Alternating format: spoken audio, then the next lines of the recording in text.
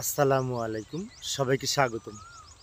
হিসাব বিজ্ঞান বিষয়ে আমরা যখন জাবেদা প্রস্তুত করি, তখন প্রশ্ন যদি বলা থাকে কমিশন পাওয়া গেল, তো এটার জাবেদা কী হবে, তাই না? কমিশন পাওয়া গেলে সাধারণত নগদ টাকা বৃদ্ধি পায়, তাই না? নগদ টাকা বৃদ্ধি পেলে নগদান হিসাব ডেবিট হবে, যেহেতু নগদ টাকা বৃদ্ধি পাচ্ছে, নগদে পাওয়া যাচ্ছে, নগদান হিসাব ডেবিট। অপরদিকে কমিশন যে পাওয়া গেল, এই যে প্রাপ্ত কমিশন, এটি কিন্তু আয় আয় বৃদ্ধি পেলে আবার ওই আয়ের নাম ক্রেডিট হয়। সেজন্য আমরা জাবেদা করব প্রাপ্ত কমিশন ক্রেডিট, অর্থাৎ তাহলে প্রকৃত জাবেদাটা হবে নগদান হিসাব ডেবিট, প্রাপ্ত কমিশন ক্রেডিট। নগদান হিসাব ডেবিট, প্রাপ্ত কমিশন ক্রেডিট।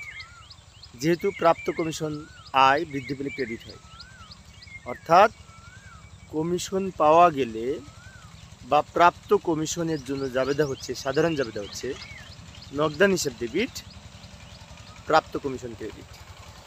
আর আমরা যখন এটি হিসাব সমীকরণে প্রভাব দেখাবো, তখন এটা নগদ তহবিলের সাথে যোগ হবে, নগদের সাথে যোগ হবে, এবং আরেকবার এই বিশেষ করে মালিকানা সত্ত্ব বা মূলধনের সাথে যোগ হবে।